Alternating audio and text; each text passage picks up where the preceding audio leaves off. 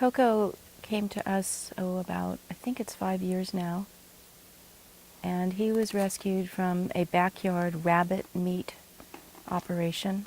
A lot of people raise rabbits and sell them or kill them for meat.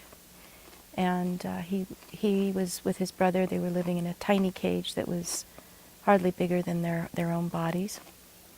And they came here and had a really enjoyable time seeing the outdoors. They had never been out of their cage before. Another thing that a lot of rabbit cages have is that they just are mesh at the bottom, wire.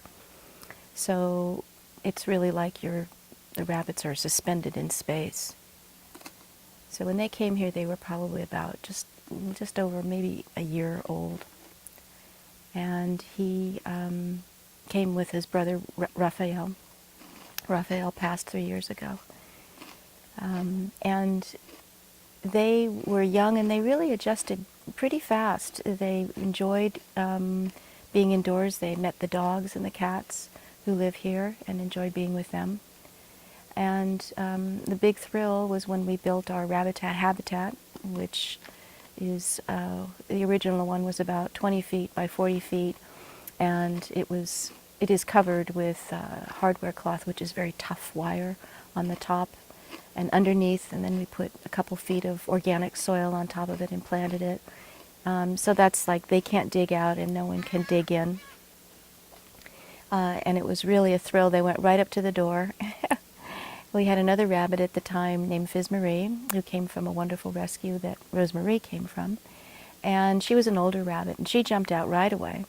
Was very excited. But Coco was a little nervous, so he was standing at the door looking out.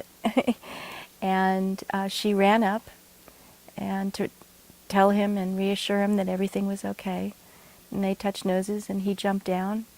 And he made the famous binky, which is what rabbits do when they're really happy. They jump in the air and they twist. It's quite acrobatic.